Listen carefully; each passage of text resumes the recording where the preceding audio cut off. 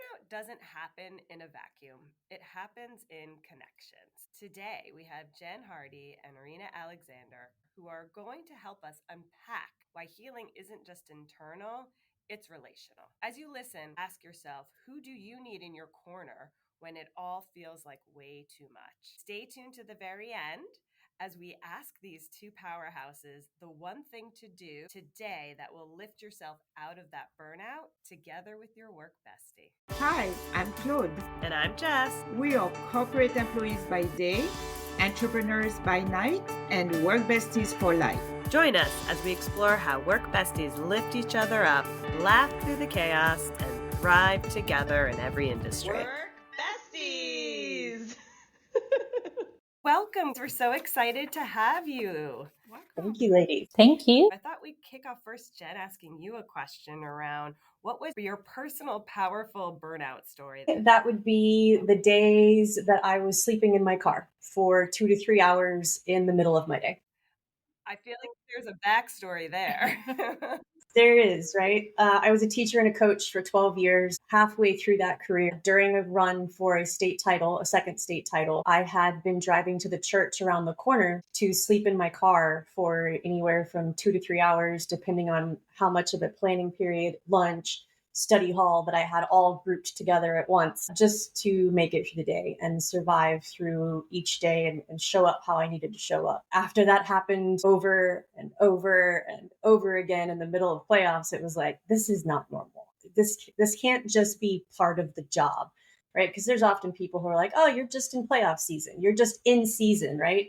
I hear that all the time in different professions. No, this is not normal. This is not okay. I finally had to take a look at like what's really going on here. And I was just overdoing it. I was a yes syndrome girl, as I like to say it. I was saying yes to all the things, everything very much defined by productivity. How much you do is your worth. And those are some of the things that we started to uncover as we moved through this healing journey. Yeah. And this burnout, having to recuperate and sleep, is it because it was really long hours of work, and during the night not being able to sleep because you cannot shut off your Yes, long hours. Being a teacher and a coach, obviously there were extended hours before school and after school, sometimes till midnight with driving the bus.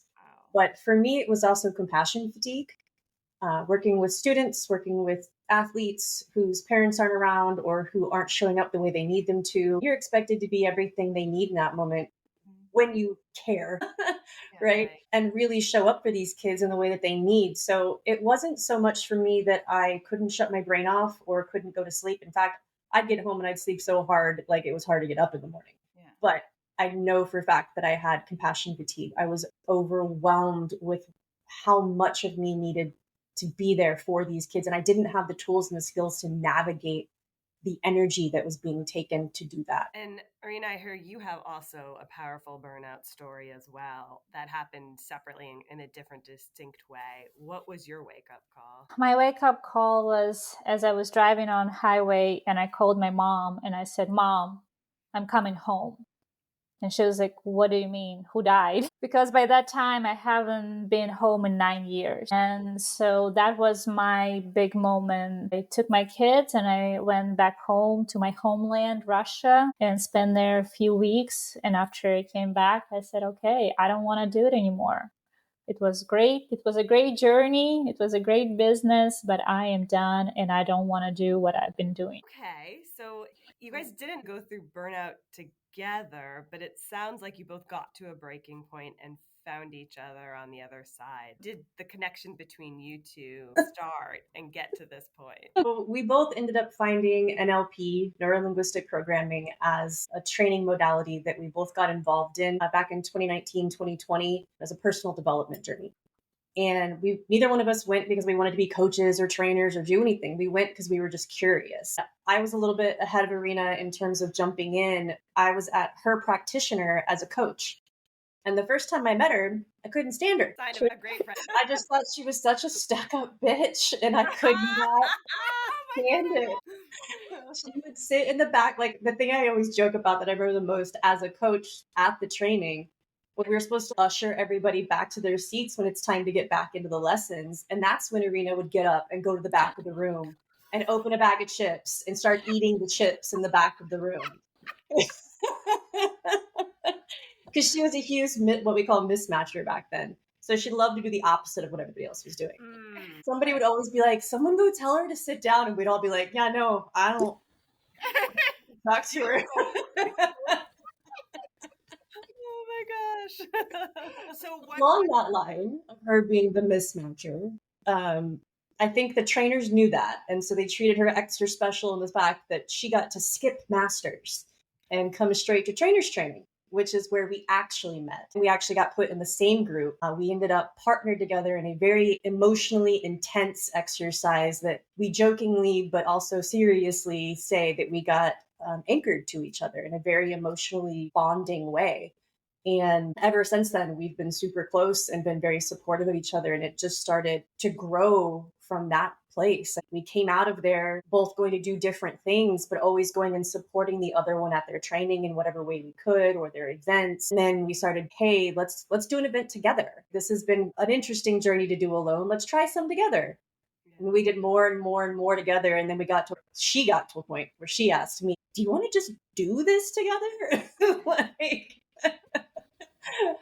And that was August 2023 that we officially joined forces and said, let's do this. To say it hasn't been a journey to figure out how to be with each other as two very strong women would be a lie.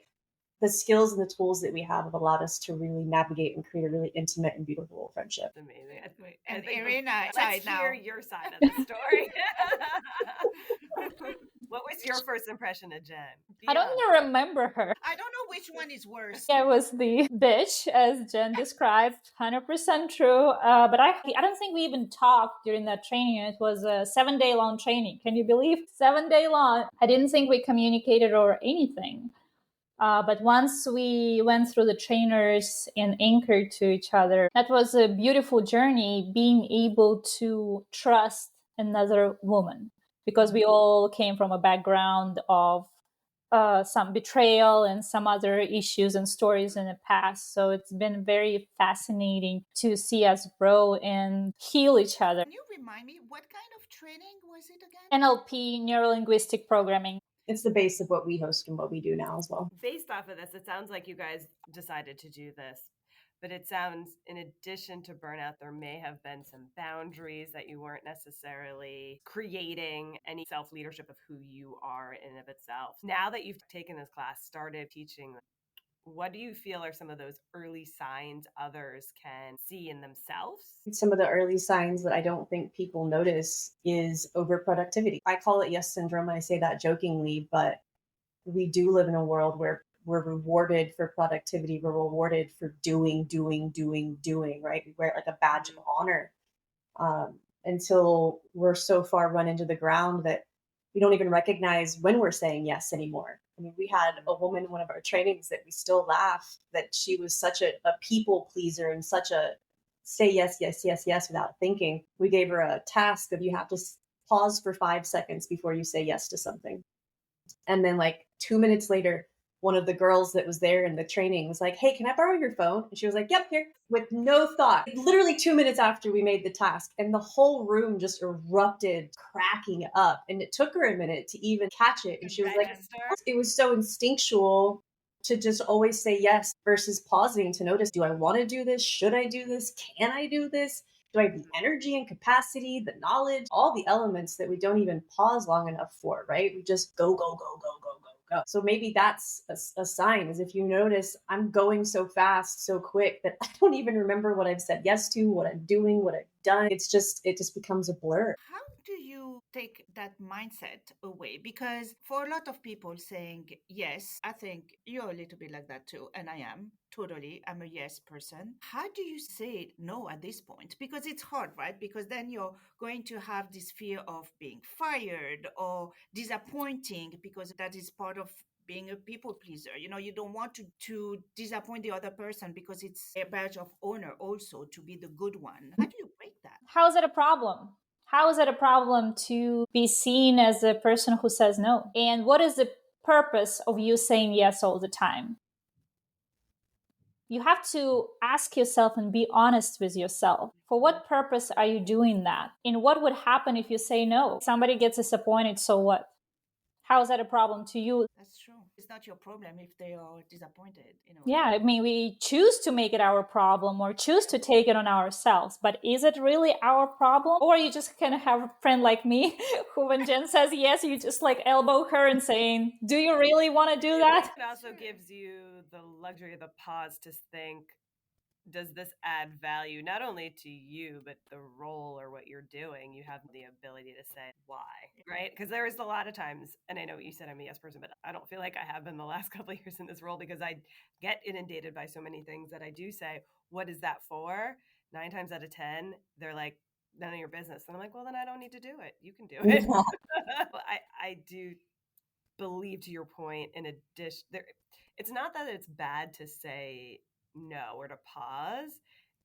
In my mind, it helps provide the clarity that's even needed as to why you would be asked to do it. Yeah. I'm not at that level yet. Yeah. It's definitely the pause, right? You asked, how do you do it? How do you do it when you're always wanting to be the one who looks good or is valued or whatever the words are? How you do it is you start pausing. You have to pause long enough to notice, what am I thinking? What am I feeling? What's happening behind the scenes and why I'm wanting to say yes. So that's the first step, is pause. Stop being on autopilot, because a lot of people are on autopilot, that automatic reflex of yes or saying yes or whatever it is. So break that pattern. It doesn't even mean you're going to say that you're not going to say yes the first time. That's not even what we're saying. We're just saying, just start practicing pausing and noticing what happens. That's true. You don't have to say yes to everything. It's the pause, because if people really want it, they'll come back, and or they'll find a way to do it themselves. And it doesn't mean that taking a pause means that you're going to say no. It's just reflecting and not being on autopilot, which when you're even in the burnout space, you're in an autopilot. You talked about how the yes person is tied to your self-worth. How to untangle that from the achievement aspect? What are kind of processes or ways that you can work on that? What are some ideas that our work besties can think about? It all boils down to, what are you focusing on, right? Where is that coming from? Are you choosing to achieve this because this is part of who you want to be in the world and how you desire to be seen, how you desire to be show up, but also more importantly, how you want to feel, right? Or are you doing it to be valued? Are you doing it to be accepted? Are you doing it to be seen as a leader and seen as an expert, even when you aren't? Or are you doing it just to be known? We have to take a minute to notice, what do I believe about these things and why I'm doing them, how I chose to do them. My journey as a teacher and a coach is actually an example, because I didn't even go to school to be a teacher and a coach. I actually went to go be a strength coach specifically. I did not want to be a teacher. Being a teacher scared the hell out of me. And life happened the way life happened, and I became a teacher. And it kind of felt like I had to. I'm the type of person who's like, you put something in front of me, I'm going to figure it out, I'm going to achieve it. So I ended up being good at it. That's what I realized when I got to a point in my self-development journey, was I'm doing what I wound up doing, but do I want to do this? When did I decide like that this is what I wanted to do, or that this was my definition of success? And it never was. It was fun and I was good at it and I had success, but like, what do I want to do? Did you enjoy it? Right? It's the question. I did. That's the funny part. I didn't get the fulfillment and the success. I didn't feel it the way I thought I would feel it. I mean, we won a state championship, and within 2 days, I was already freaking out about, how do I do it again, and what the expectations are going to be and the weight of it. I didn't even really enjoy it. It was just, yay, it was amazing for 24 hours, 48 hours. And then it was like, oh shit, I got to do it again. I realized I didn't actually choose that path for myself. I mean, I did in the reality of realities, right? But I fell into it. I ended up being good at it. I'm doing what I wound up doing. What else can I do? So I leave. I'm like, screw it. I'm leaving. I'm going to go find out what I want to do. So now the irony and the joke is, I left teaching and coaching to find out that I'm a teacher and a coach, just not in public education. But it sounds like in this version of it, you found a partner So that has helped you. Maybe that's some of your learning. What are other things that, as you guys became a partner in a business, especially as you mentioned early on, as two very strong individuals, what did you learn about that and helping you to redefine your success and leadership? We joke that we are as close as we can be, except intimacy. So we are like very, very close, and it's a relationship. And any relationship, it takes work.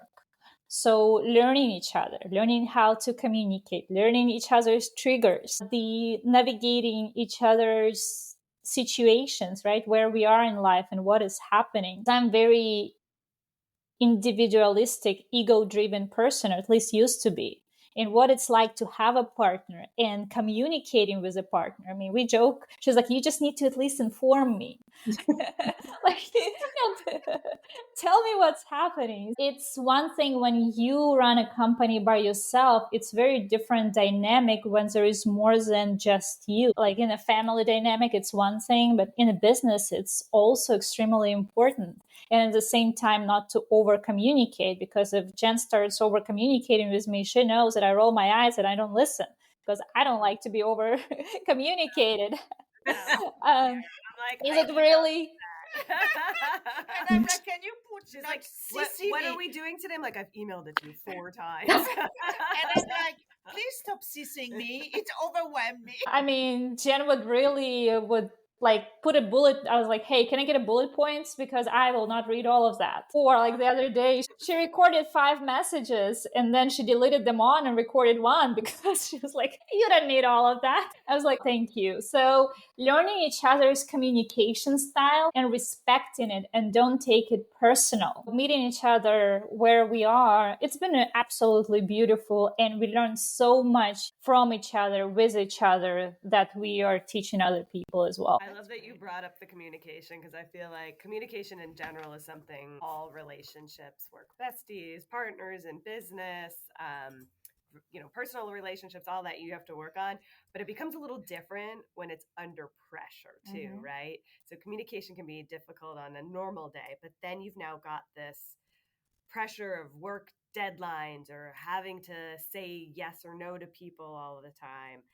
So I'm curious, from both of your perspectives, what are some ways that when it's a pressured situation, our work besties can learn how to take that pause, or what are things they can think about it to help better their communication?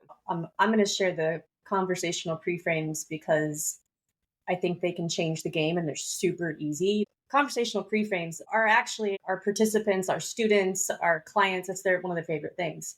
But it's basically either as the person who's speaking or as the person who's going to be listening, I'm going to pre-frame the conversation, especially when it's got some intensity to it, to know how to best listen or how to best serve or how I need to be listened to, right? Because so often communication goes astray or goes wrong because we're assuming what the person needs, right? We're listening from our filters and what we need to feel safe and comfortable to navigate this difficult conversation, or how to get away from it for that matter, right? Instead of how do I actually be in this space with this person and give them what they need while I also get what I need, whether I'm the speaker or the listener.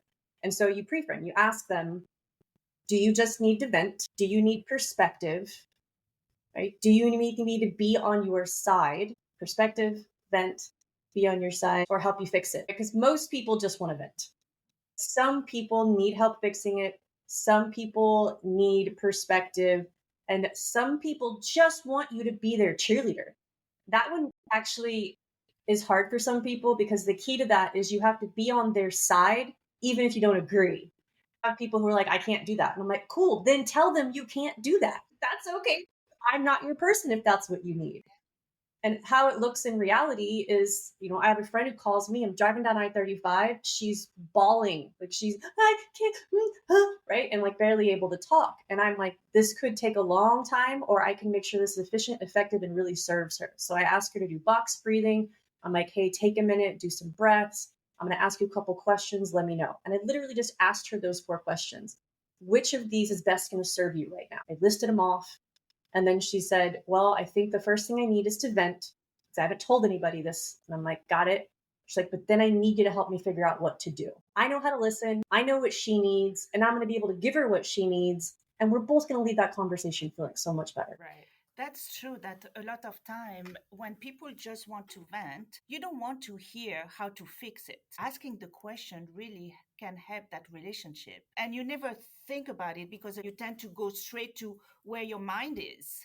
Right. But which becomes you, is what you want. But at the end of the day, it is what the other person needs. And asking the question is so powerful. It is. Definitely changes the tone of the Yeah. conversation too. Yeah, because you're there for the person for what they actually need. The beautiful thing is because we are selfish human beings, Yeah. I'm also still getting what I need as the one who's who just asked as the listener, Yeah. because now I'm not, and this is going to sound bad, but it's not how I mean it. I'm not wasting my time. Like, we're not taking longer than we need to diving into parts of the conversation that really don't even need to be talked about. The whole point of me trying to fix it immediately is maybe because I'm uncomfortable and I need to get out of it. But in reality, when I pre-frame this way, we both have our needs met much more effectively and efficiently in this conversation. Or you're wrongly assuming they just wanted the fix versus to vent, and therefore you both leave the conversation very frustrated. Exactly. Yeah. So I think bringing it up at the beginning is smart because then you both have the established understanding of what the conversation and where the deliverables will go. And it's funny because you think about that like from a work situation, it should be more ingrained in conversation, but it works in personal relationships. You don't always think about that from a friendship one because you feel like you would know them so well that you're just assuming that you have an idea of why they chose you to call. And I think it depends also on the men and between men and women, right? I think a lot of time the man wants to fix it. And that's where in a relationship, that's where you get conflict also, as in like, I don't need you to fix it. I can fix it. Just listen, you know? Asking the question, what do you need me to do, is it's very important. My dad got to learn these from us, and he was like, that's my favorite thing. That's going to save me so much time with you and your sister. And it's true. I feel like that's an amazing tip for everybody, regardless of your personal relationships, professional, all that. Another thing that we heard when we kind of investigated you guys was your CARES framework. Where did this CARES framework originate? And can you help explain what it means to our listeners? We were invited and introduced into the first responder world and asked to create a program. And first responders, they love acronyms. As we were creating a program and brainstorming, literally what's going to be part of the program and everything, it was at a coffee shop, two of us and a friend who brought us into what I would call a first responder world. And it took us a little bit tweaks of to identify what each letter and how it resonates with us. Certain letters were redefined, but overall, looking back, it summarizes everything we do in such a beautiful way. So it's not only for first responders; it's through all the modalities that we do and teach. So it just kind of put a bow on it. So that's how the CARES happens. And CARES stands for C is communication, A is awareness, R is resilience, E is emotional literacy, and S is self-mastery. So you just so eloquently stated what CARES stands for. Give us some examples of how this comes to life in your training. It boils down to awareness, acknowledgement, acceptance. Like, it starts there. Right? We can't do anything about what we don't know that we don't know. Tell me something you don't even know that you don't know. You can't. You can tell me the things that you know that you don't know. I know I don't know Chinese. I know Irina does. But I don't know what I don't know. So we start there. We start with what are some things you may not even know that you don't know are impacting your perspective, your model of the world, how you're communicating with yourself, with others, how that's creating the experience that you're having, and therefore how you can start to change it. But we're not trying to immediately throw them into this whole new world. We just want them to start to loosen their grip on what they believe is possible. And once they start to loosen that grip by understanding, this is just how I am, this is just the way I was raised, you can change something. People do change. People can change. I like to say people actually just remember who they really are. But you have to also start to find the language behind that. And that's a big part of what we're doing, as well as bringing in communication elements, just like what we just shared.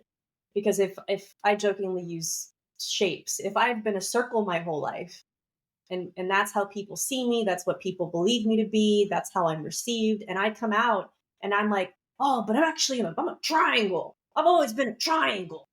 And I want to come out and I want people to know I'm a triangle. And they're like, bitch, you're a circle. You've been a circle your whole life. And I'm like, no, I'm a triangle. Like, I need new communication tools. I need new navigation tools. I need new ways to practice being who I say that I am, regardless of how the world has currently been receiving me. You say that changing your communication can make people see you in another way, right? I mean, that's an element of it. Absolutely. I believe so. Can you remind me what the E is? Emotional what? Literacy. So, what is it? Because I understand the emotional intelligence, but it's Mm-hmm. the first time that I hear emotional literacy. So that's a great question. Literacy is being able to translate what's happening inside. What emotions are you feeling? Because a lot of people either have very few emotions they even can name, or I'm sad and I'm happy. And that's pretty much the end of their vocabulary, plus minus couple. With awareness comes, what am I truly feeling? So being literal with your internal world. That's why we call it literacy and not intelligence. Okay, it's learning what all your emotions. It also has an aspect of how do you navigate it? How do you process it? Because if you've been experiencing what you're labeling as anger, and you're trying to process it as anger, but really it was actually hurt, and hurt is scary, and so you label it as anger instead, it's going to be really difficult and take a lot longer to process because you're trying to process anger and not hurt. At the same time, some people, when they are hurt, they translate aggressive. It's a whole shift. Instead of starting to say, I am hurt and I'm going to start screaming at everybody, because it's again a reframe of your emotion that I should not be angry, it's just being hurt. So it's a whole shift. There is more to it, because are you hurt or are you feeling hurt? They're two different statements. How would I interpret it is it's almost giving you the step back to understand really truly what's happening versus reacting. Some people do go right to anger even though it's really hurt they're feeling, but you have to define it to understand how you can really move past it. Yeah. Which now it makes me think it's similar to giving yourself the 5-second rule or whatever that is, the pause before saying yes. You should be doing the same thing before you have an emotional response. There are a lot of people though that probably still can't determine what they're actually truly feeling. They'll be able to take the step back and not get so angry right away. But to your point, Irina, about whether or not do you feel hurt or are you hurt, how does one person figure that one out? Yeah. Is there Because I'm very simple. I don't see the difference. Well, you're not hurt. Your experience hurt. You're not hurt. You don't want to label yourself as hurt. And that also goes with the language that you speak internally with yourself about yourself. So that's first. One of the things we did do is we have a wheel of emotions that has, I don't know how many, 50, 100 emotions. So sometimes we refer to it to figure out what am I feeling. And at the same time, awareness and honesty. Have a courage not only to pause and to become aware of it, but also have courage to be honest with yourself and realize what you're feeling without judgment. Because a lot of times we start judging ourselves for what we feel. Oh, I shouldn't feel this way. You want to recognize what it is without putting a label of good or bad. And that's what we call emotional literacy. And if you take it a step further, neuroscience based, the emotion can only live in your nervous system for only 90 seconds.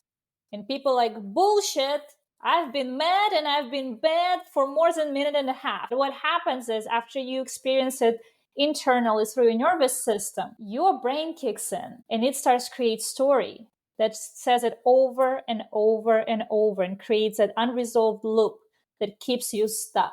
So that's what emotional literacy is, giving the understanding of what is happening and ability to get out of that loop. What would you say to a woman afraid of failing or constantly has that loop in their head that they can't keep up, they can't do everything, they're failing? First of all, fear, I'm afraid of failing. I'm afraid of letting people down. I'm afraid of looking a certain way, right? Is it fear or is it danger? Fear and danger, they get muddled together as one thing. They get muddled together as a survival instinct of this is going to kill me. Whereas fear is not real. Fear is produced by the brain. It's fictional. It is not a real thing unless you are actually being chased by a tiger or a bear or whatever. That is a fear. That is a danger response. My life is in danger. Something is in danger. It's a survival response.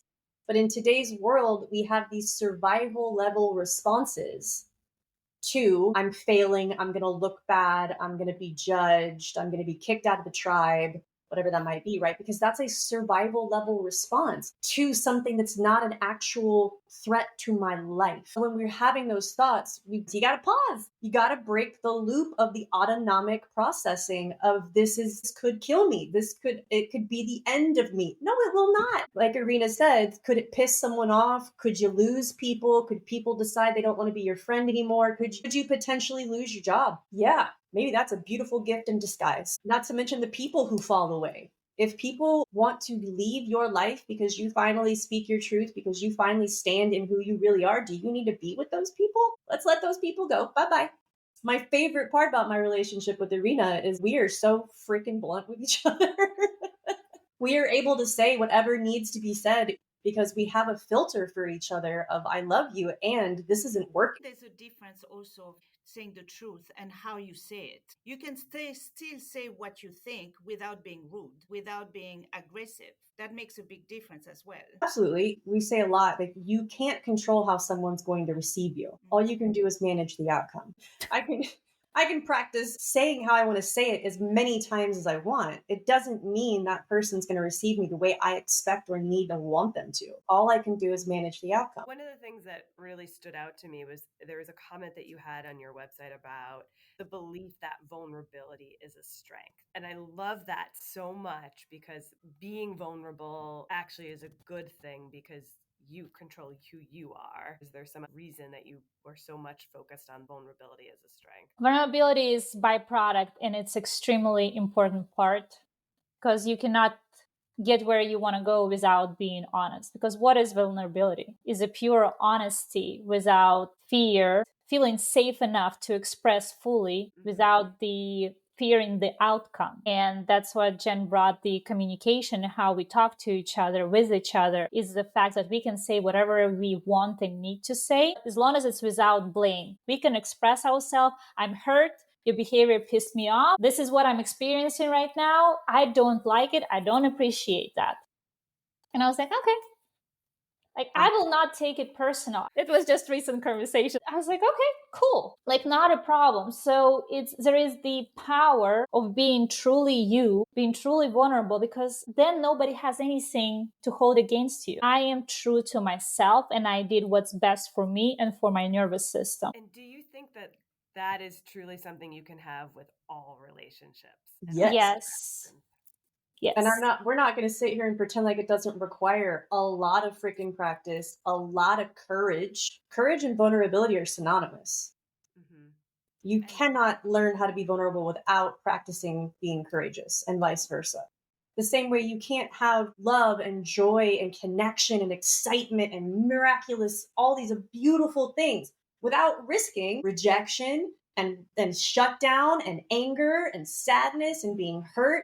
You have to risk one for the other. We're not saying it's not hard sometimes. We're not saying that it's like, oh, so easy. I was sweating and hot when I was sending her this Marco Polo of, I'm annoyed as hell right now. And I was on pins and needles for like 5 minutes before she responded because I was like, I don't know if I said that well. There's still a nervous system element to navigate that we bring up as well. It's like this stuff happens, but it's my body's response. I know I'm okay. I know I'm safe. I know the relationship we've built. So even though my body is having this response, I logically have created, I'm teaching my body that it's okay. So we've got to get those two things in alignment. Because you have a choice, right? She could have kept it for herself, getting mad because something is happening and she's not expressing it, or she could just express it and we move on and everything is fine.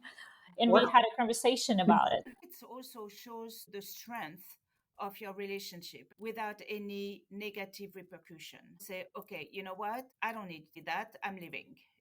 So to really identify also the strength of relationship is also so important to be able to have this authenticity. Well, it's taken practice. We've been friends for 5 years. We've been practicing the tools that we teach. Our stuff isn't theory, just every day. And I can say we both practice it in our relationships. My partner, he and I, we dive into these places and these spaces with each other constantly. Yes, to your question of can this be in any relationship? Absolutely. We hope it can. We want it to be in all relationships. We would have a much better world. You might more organically push yourself to do it with those stronger relationships that you have, but technically you should be doing it with all relationships, regardless of your work besties or just somebody that I have a couple meetings with. If they take it wrong, then that relationship is not worth it, right? But you still have your authenticity and what you meant, and that's it. Okay, bye-bye. You're still honoring yourself. Yes. I would just put one spin on that because we have a lot of people in our podcast that are work professionals, right? Corporate 9-to-5 jobs. You can't just blow off people fully. I would just put one little caveat, like you can't own their feedback. You have to feel it. Right. Obviously, so, you're not going to say, no, I know, F you. Well, that's how you put it. So just stating. It's a great point. And Irina alluded to it, but we talk a lot about iMessaging. Okay. So that's more relevant to a 9-to-5 or to a corporate workspace where you are going to have to navigate conversations that maybe outside you would be like, yeah, I'm not having this conversation. I don't even want to. Right. But maybe you have to for whatever reason you believe that you have to. The iMessaging is part of, and we have lots of tools that help support bridging that gap in that conversation where you still get to honor your boundaries, your voice, what you need to express while still respecting what's going on the other side. Right. You're still going to have this, like you probably would show up with your authenticity regardless, but the potential ways of positioning or the final outcome, you might be a little bit more willing to just let somebody go. Exactly. If it's personal versus if it's work and you're like, well, I have to go to another meeting with them an hour later. So, I mean, and then there is also how you consider, say, okay, bye-bye, because that is physically, right? You can cut them off, but then you can cut them off emotionally, right? You're still going to have to work with them, but you're not going to have this emotional relationship, because it doesn't bring you anything. I think there's a difference between physical and emotional breakup. No? Yes and no. Because it's very easy to say, well, cut them off. I'm no longer emotionally involved with you. That's great in theory. In reality, there's very few people, I want to say I'm one of them, but in reality, there are very few people who can end the relationship and still be friends or still be civil. Yeah, I would say more colleagues than friends. Yeah. Because friends, there's emotional, right? Yeah. There's this relationship. It's harder to transition all of a sudden, okay, you did something, cut it off, and I'm moving on. You have a history, whatever. It's great in theory, in real life, it's not. You have to get into the root cause and you have to figure out what pissed you off. Why did you let them go in your life? Why did not align? So there has to be a closure. Loop needs to be closed emotionally for you to truly let the person go and then yet still treat them with respect. Because if you're just going into avoidance mode, well, I'm just going to treat you as a colleague and no more, that's great on the surface, but you did not process it. So being able to close the loop, get your closure on everything that is happening, realize that, okay, this person didn't align with what I am, but I'm still grieving my friendship because I spent 2 years, 1 year, 6 months, whatever it is with this person. You still have to process it. So that's where emotional literacy comes in place, is being truly honest with yourselves that, hey, I still miss this person. I love to hang out and have after work drinks. When the loop is closed, then when you truly can just become acquaintances or colleagues without any negative or expressed emotions towards them. And that's why I said it's easier in theory, but in practice, you truly have to process it and you have to go deep in order to let it go. Fair. Yeah, I don't know. That's something that everybody can handle. I think a lot of people lean so much on the emotion that tying those, just cutting off would. Yeah, that's why a lot of people physically remove themselves because they cannot emotionally coexist. That's interesting. Jen, specifically to you, what's a truth about burnout or healing that you wish more women knew? The truth about burnout, the fact that we don't talk about the guilt and the shame that's attached to it. What do you mean? Well, value and productivity equaling my identity and who I am and wearing it as a badge, then the silent saboteur is the potential, the guilt and the shame that shows up when I'm going to slow down, I'm going to back off, I'm going to do less, I need to rest, I'm going to take time for me.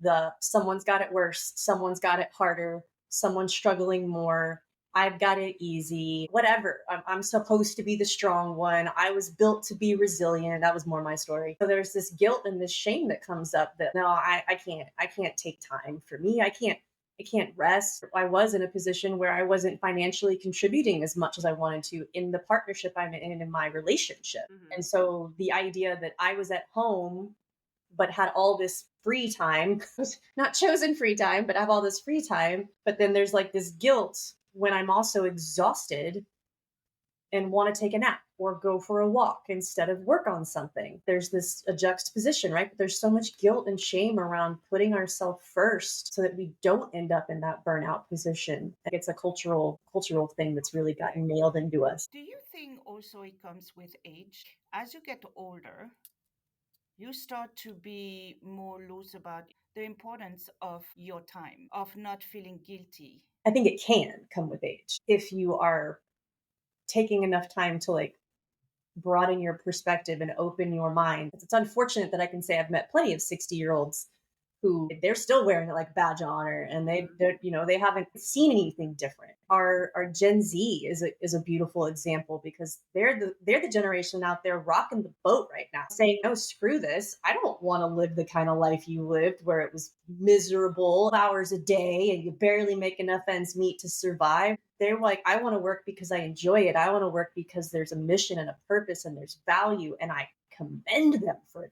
And they are shaking the boat for people. And it's a good thing. Many of us, as we get older, realize this isn't worth it. But some of people have it so deeply ingrained and they're in an environment that's so closed in, they never see outside of it. We'd love for you to share what's one small thing they can do with someone else to begin stepping out of burnout today. If you are in a position of having a bestie, sit down and have an uncomfortable conversation and express what you've been feeling, what you've been going through. If you truly have a bestie that you work with, it will be very, very beneficial. You will feel good and it will get you closer, just sharing your experience and what you've been going through. And it's very healing for both. Add to that, shame lives in silence. So when you bring that to the light and you're willing to speak, shame loses its grip. I have little goosebumps from that. Thank you so much, Jen and Irina. We learned so much in, the 30 or so minutes. I mean, it's incredible. And our audience can already start to use this tool, this whole communication, being authentic, pausing, not to be a yes right away. Where can our audience find you? Our website, MotivAction.academy, has all of our social media links, our email, our phone number. So one stop will get you all the information, MotivAction.academy. Perfect. And we'll make sure to add them on our show notes. Work besties, thank you so much for listening. I'm sure you really, truly enjoyed as much as we did, Jen and Irina. In the meantime, like, forward, subscribe, and we'll see you next week. Thank you. Remember, whether you're swapping snacks in the break room, rescuing each other from endless meetings, or just sending that perfectly timed meme, having a work bestie is like having your own personal hype squad. So keep lifting each other up, laughing through the chaos, and of course, thriving. Until next time, stay positive, stay productive, and don't forget to keep supporting each other.